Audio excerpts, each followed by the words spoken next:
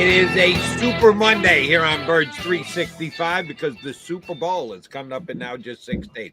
It is dragging. The 2-week wait is getting to us, but we are getting that much closer. We're down to just 1 week, couple of days, as a matter of fact. You know, help us get there to start the week off. Friday is our first guest of Super Week. That would be our buddy Mike Missinelli from the JAKIB Media post-game show right here on the JAKIB Media YouTube channel. Mikey what'd you do with your down weekend? I'm glad you brought that up because yesterday I was really struggling, and there was nothing on, and I found myself in. What do you mean, Pro Bowl games, Mike?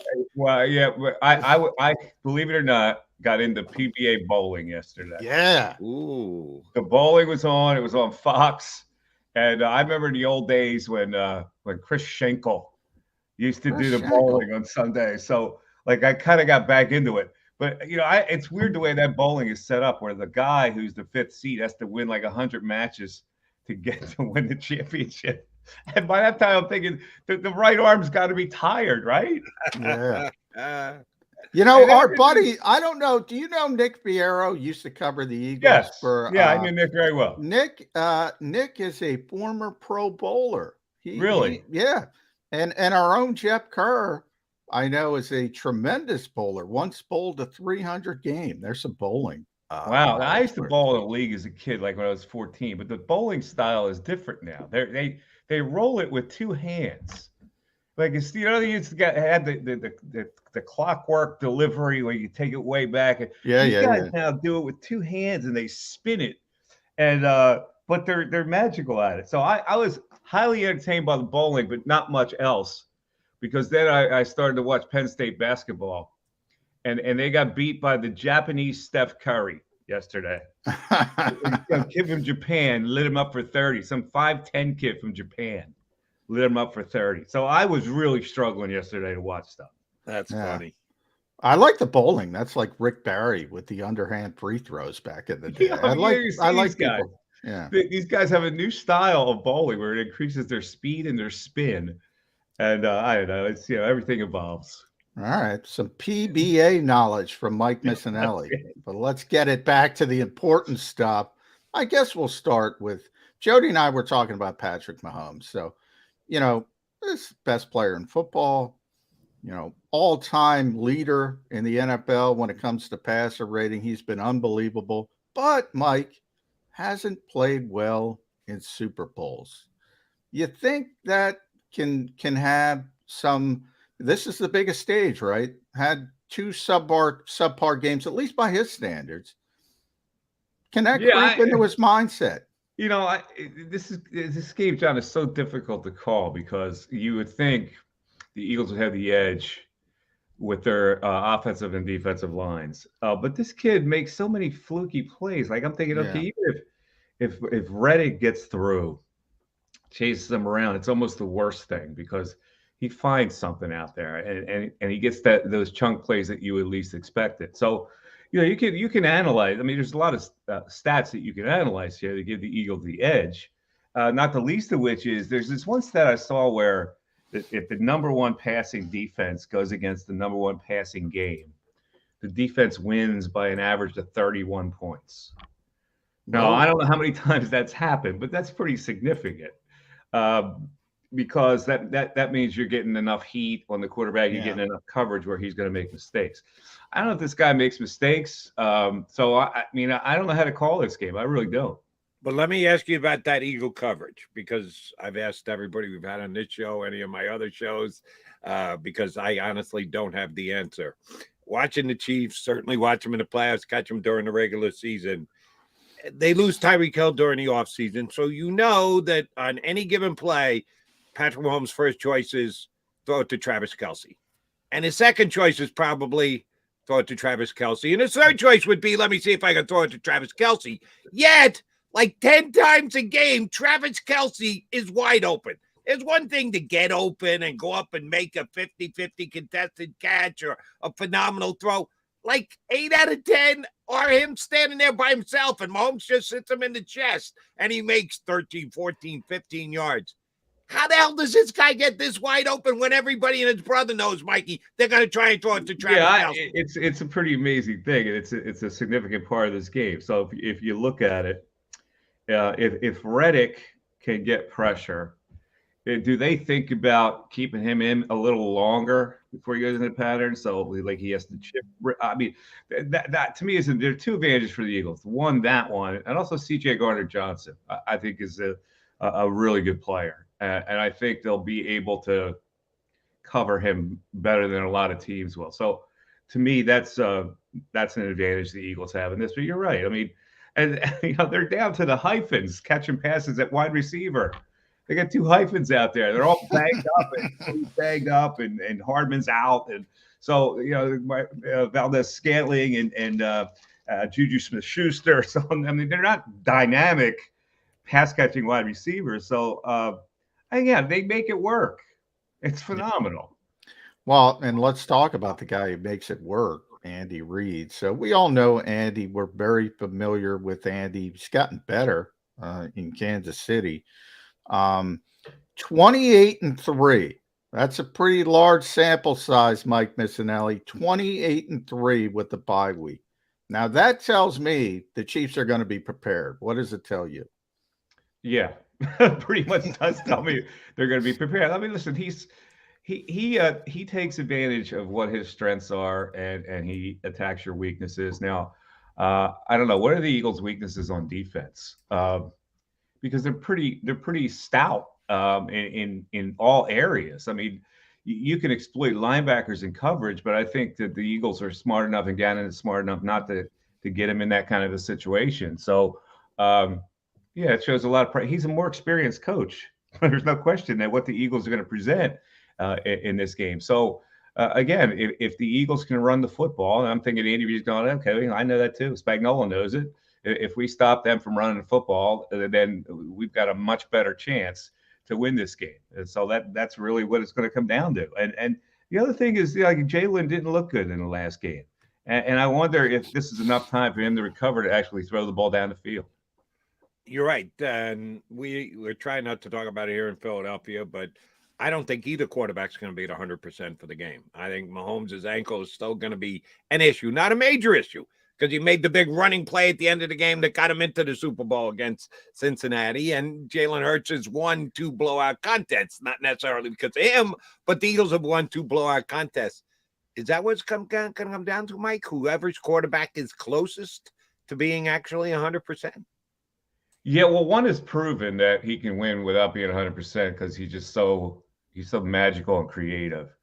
If Jalen can't throw the ball like he was used to throwing it, they're at a major disadvantage. And I look at what they're going to do. They're going to RPO him, obviously. So you look at the Eagles and the KC run defense versus RPOs. I don't think they've faced a lot of them, but they're average. They're like 19th in the league versus RPO running play. So that's certainly an advantage. And then the Chris Jones thing is a monster factor also, because even if you double team him, his win rate is astounding. So that's what they're going to have to. They're going to have to get the RPOs going, and I think if those numbers indicate that they can.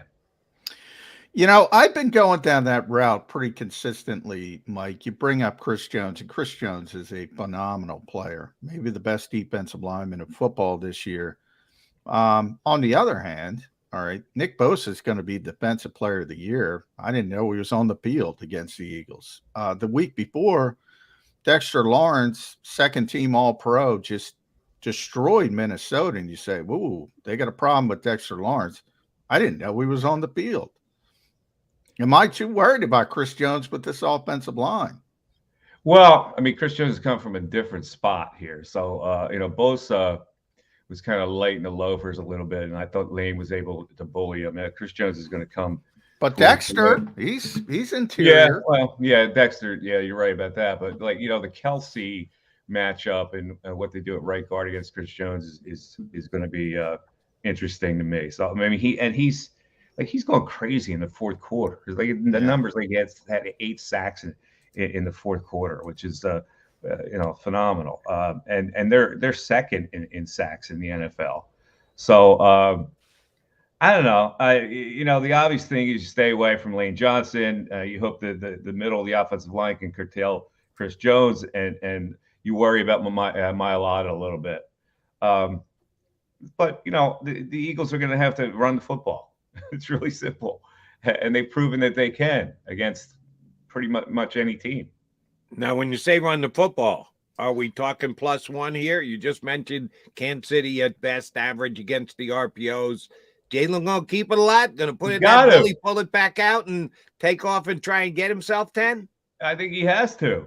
I think he has to. He has to run the football in this game, and this is the last game. You can't worry about whether he's 100% in running yet, whether he's going to get re-injured. He's got to play with his hair on fire, and one of the things that makes them successful is he keeps, and they do these design running plays where he keeps. It's going to have to happen. All right, I want to throw something unique at both of you guys. All right, tonight is Super Bowl opening night, where all the goofballs get to dress in the costumes, and Ines Sainz gets her 15 minutes of fame. But there's an interesting part of this in that the NFL sort of puts a group on risers, podiums, the players, and they generally, you kind of get the NFL's feel for who they think is stars in this game. And it starts with Nick Sirianni and Andy Reid, the coaches. But then it goes to the players. And the Eagles' riser players, it starts with Jalen Hurts, A.J. Brown, Jason Kelsey, Lane Johnson's 5, Jordan Mailata, Hassan Reddick, Brandon Graham, Fletcher Cox, Darius Slay, Miles Sanders. The Chiefs, you start with Andy Reid. Then you get to Patrick Mahomes, Travis Kelsey, Chris Jones, the obvious names. And it falls off a cliff to Frank Clark. What that tells me, the Eagles are the far deeper team in this football game. If there's a positive, look to the risers. Am I crazy? You're right. I think they are the better overall team. If you look at the personnel, I think they're the better overall team. It scares me that the line has gone down a point. I don't know what to make of that, down to a 1.5. So I think it's going to be a really even game. To me, the Eagles have the advantage in the trenches. I mean, let's face it. I think that's where their advantage lies. So on either side of the football, I think they have an edge. I think they can control the game. Well, I know that I'll be betting Frank Clark to win the MVP. Yeah, my riser theory. Johnny Mac just seriously. put him in his place. Falls off a cliff to Frank Clark. Frank Clark's a pretty good player. Yeah, he is a pretty good. If they say he's going against Mailata, and then Karlaftis is in there in that same situation. So, I'm surprised Karlaftis isn't on the freaking risers. They're struggling to get people. The riser factor is something I never thought about, John. Apparently, I'm a bigger Frank Clark fan than Johnny Mac is. But your point is well taken. The Eagles are unquestionably the better depth team. If you're matching the rosters from top to bottom, the Eagles have much more depth than the Kansas City Chiefs do. But they do have Andy Reid, and he does have the experience. Mike, I got to ask you about the head coach of the Eagles. I've been impressed with the way Sirianni has handled himself, certainly all year and even this week leading up to the Super Bowl itself. But it's a major step up. And until you've coached in the Super Bowl, you haven't coached in the Super Bowl. And you don't exactly know how the pressure and the magnitude of the game is going to hit you. How comfortable do you feel with this second-year coach coaching in the Super Bowl against the guy? Hey, 5 years ago was Dougie P against Bill Belichick, and I was going like, this could be problems. And we know how that worked out.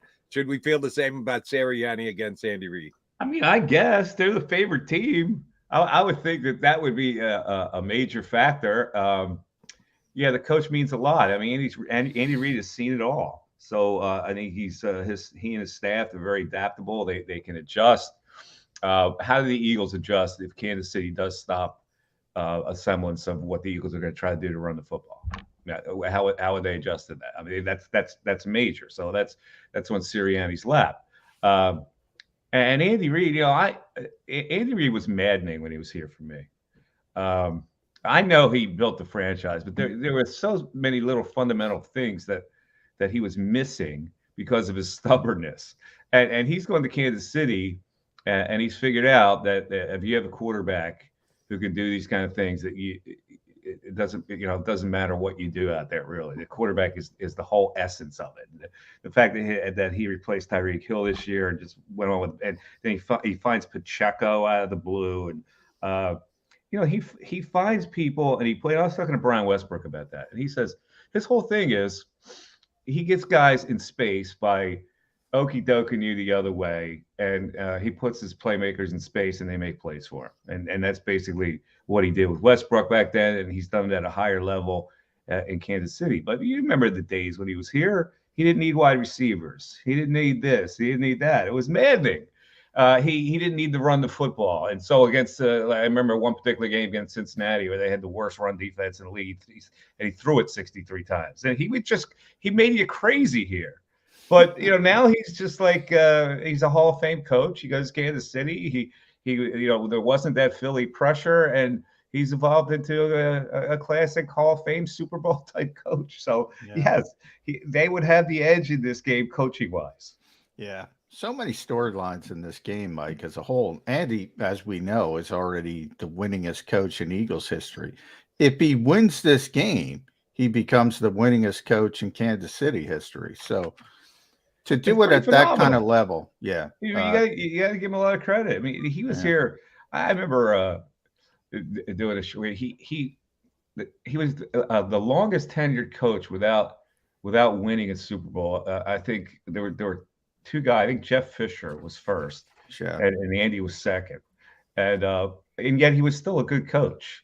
Yeah. And that thing bogged him down so much, and he thought he had the quarterback to do it. And in the most the most important moments, they just didn't get it done in NFC title games, and now it's like he doesn't have any of that shadow that follows him. He's Andy Reid. He's doing freaking State Farm commercials now. Yeah, Mikey, I want to ask you, by the way, that State Farm commercial, but I like it. He's good in it. He's good. Yeah, he's really good in it. That personality pops out of him. And we're supposed to believe he throws the magic marker, right? Because you don't actually see it, but you hear it as Mahomes is going, "It happened again, coach." Yeah. He does a good job in that. We all agree on that one. All right, here's a question I have about Jalen Hurts.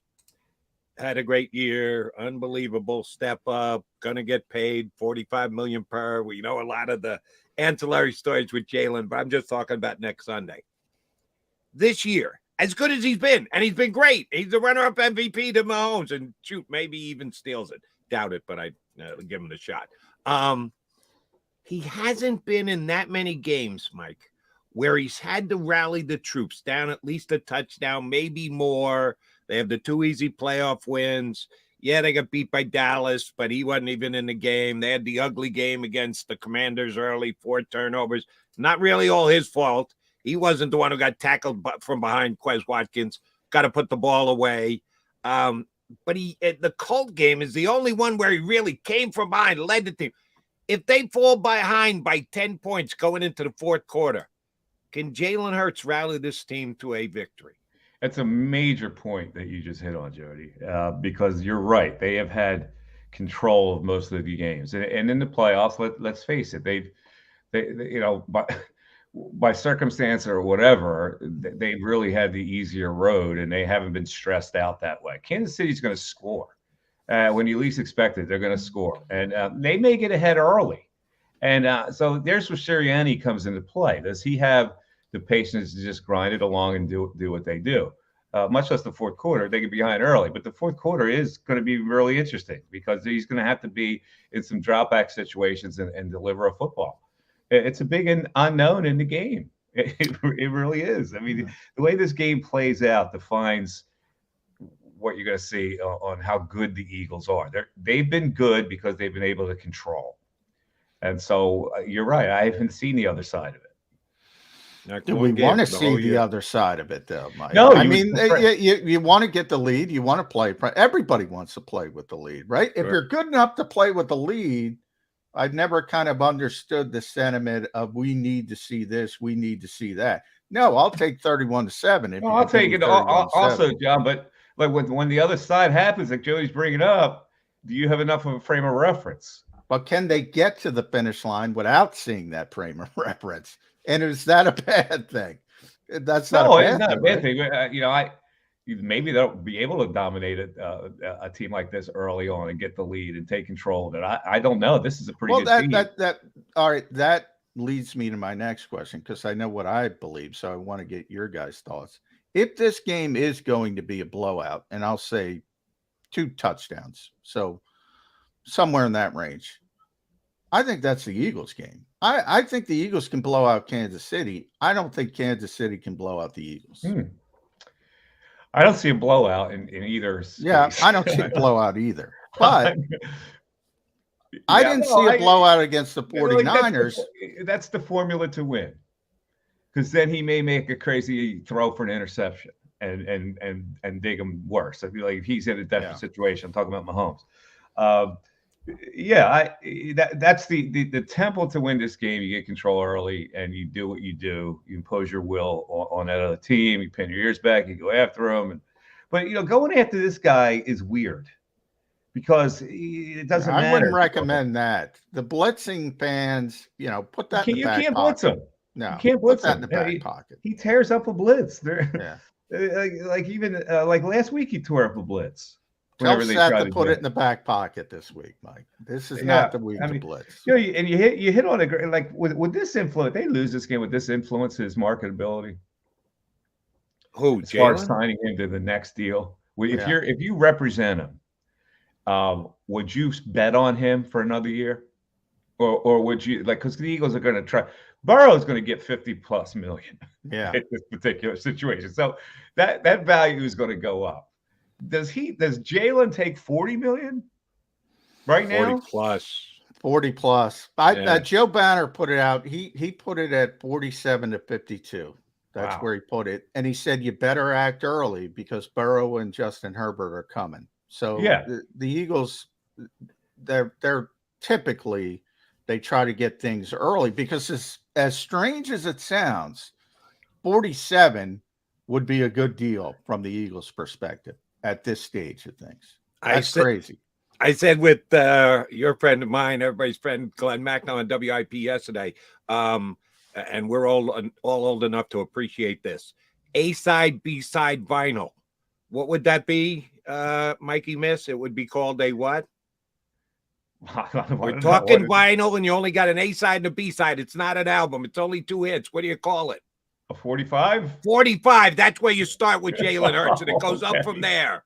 45 and escalating. So that's what the number's going to be. The little disc that you used to put on the put it in the middle to shrink it down so you can play the 45. Exactly right. Got to get a 33 to get that going. Yeah, that's not happening. That's what Eagle fans are expecting, the hometown discount. Not happening. No, 45 not happening. Plus for Jalen Hurts.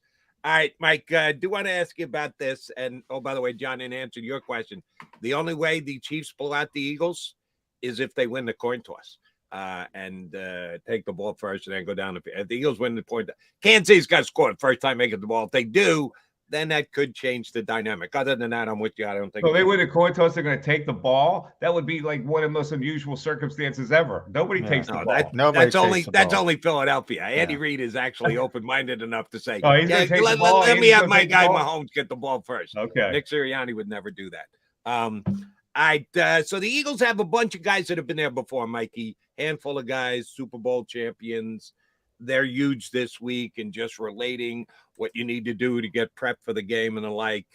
It's not the quarterback, Jalen Hurts, first time ever, but he has played in championship games on the collegiate level.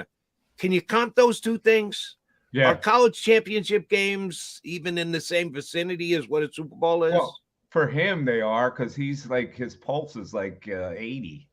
I don't think this guy is going to get flustered at all in this kind of a stage. Maybe it does have something to do with that he's been there before, but maybe that's just the way he's wired. Like I've never seen a guy this serious about life or football. So at 24, by the way. Yeah, usually you're a knucklehead at 24, not this guy. Yeah, it's like he's like 50.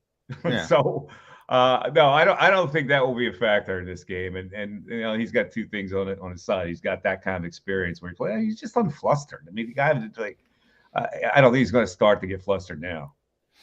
All right, at Mike Miss 25. Follow Mike on Twitter. JAKIB Media post game show, Super Bowl edition, coming up later this week. You can listen, Mike, there's podcast as well. I'll leave it here because I want to bring up Howie Roseman because we keep talking about coaches, personnel. I give you my riser theory, which admittedly is goopy. However, the guy responsible for putting all that talent together is Howie Roseman.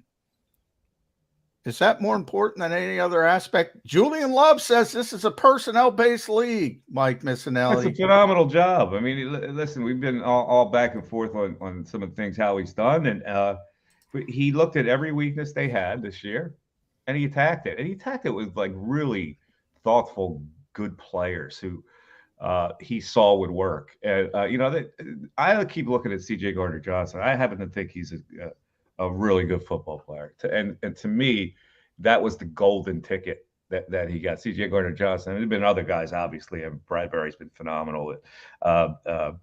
And then the guys in the middle, where in the middle of the season, we're all freaked out about how weak they were in the middle, and he plugs that hole. All of a sudden, it's not a problem. Everything he's done this year has been just phenomenal. So, yeah, I've got to bow to him. And he and his staff, they figured it out. They did it, and look how complete. They're the most complete team I've ever seen. Yeah. I'm following the Eagles. I've lived in this town for a lot of years. They're the best team. I mean, you compare them to 2004, they're better than that team. You compare them to 2017, they're better than that team because they're deeper and they're they just don't seem to have a weakness. Their offense and defense in conjunction, their point differential proves it. And they've got a quarterback who the whole thing revolves around, and he bloomed like I've never seen any athlete ever in this town. Go from questionable to MVP candidate. I've never seen it. So, yeah, you got to give him credit. Now, whether they anticipated this with Jalen Hurts, I guess it doesn't matter because they hit on it. Right. They can stand there with a straight face and go, we knew this was happening. Yeah. They could be lying through their teeth, but it doesn't matter because it doesn't get do about right. it. They probably are. Sometimes, you throw the horseshoe in the air and it's a ringer. Well, people forget. I bring this up all the time, Mike. They tried to trade for Calvin Ridley. That blew up because Calvin likes the betting apps. They tried to sign Christian Kirk. Jacksonville just overpaid him to a ludicrous degree. They went after Allen Robinson. After they failed. They said, we got to get a receiver. All of a sudden, A.J. Brown's here. If you get one of those other guys, they don't even look at A.J. Brown. You're right, John. And it's such a charmed existence that they hit on all these things, even though like they may have backed into a few of them, that I can't imagine they're going to lose the Super Bowl now. It just has that feel where everything clicked, and here we go. All right, so staying in the glass half full mode that they're going to be victorious against Kansas City next Sunday. Howie's got his work cut out for him all off season with the free agents that they have. Will history repeat itself with the coach? Because Johnny will fact check me on this one. I think it was sometime during the summer camp and maybe already open. But they did a contract extension with Doug Peterson after he won the Super Bowl. Do they go there with Sirianni? They don't have to. He's got years left on his deal, but you kind of set the precedent. You win the Super Bowl, your second year as head coach of the Eagles, yeah, we're going to tack on years to your contract. Howie's going to be busy doing a whole bunch of other stuff, getting guys re-signed or attempting to get guys re-signed. If they win, is Sirianni's contract extension a priority for this organization? I don't know if it's a priority, but you have to look at the way they found this guy. And for them to give him an extension is an endorsement of their genius. Because I gotta be honest with you, the way he started out, and if he was like that in his interview, he's a little too high schoolish. And they saw something that maybe I didn't see, any of us saw. So that would just be an endorsement. They like to tell people every now and then how smart they are. An extension would be just how smart we are. See? So yeah, not every once in a while, Mike. All the time. So there you go. If I'm following that logic, sure, why not? All right, I'm been thoroughly entertained because we got a Harry High School reference and a play like your hair's on fire reference from Mike Missinelli. That's a 5-star appearance. Yeah, I've been trying to not use that hair on fire reference. That's kind of old. The Harry High School, I'll always stay with that. I like it. Mikey Miss, see if you can sneak it in next week. Certainly everybody be watching the Eagles post-game show right here on the JAKIB Media YouTube channel. And we are looking forward to closing this season out with a Super Bowl winning post game show. I mean, we'll set be in a good mood. If the Eagles win the Super Bowl, we'll set be in a good mood. And it's the last chance for Seth Joyner to actually jack up somebody who's walking behind us trying to mug for the camera. Yeah, I feel bad for Devin at times. Too many guys walking back there. Yeah. Yeah, she does grab attention. Mikey Miss, thank you very much for doing so. We'll be watching you next Sunday. Thank you. Have a great week, and we will certainly talk to you plenty during the offseason, brother. All right, guys. Thanks a lot, man. Thanks, is Mike Missinelli here with us on Birds 365. All right, he's John McMullen. I'm Jody McDonald. That makes this Mac a Mac on Birds 365. We've still got an hour and change left to go, including an appearance from our friend Special Ed. Eddie K is going to jump aboard Mr. Kratz in hour number 2. Come back. I want to run something by John. I had a chance last night after talking to maybe my best guest, John McMullen on CBS Sports Radio. Had another guest who knows one of the Eagle players pretty well. I'll give you the details on that one.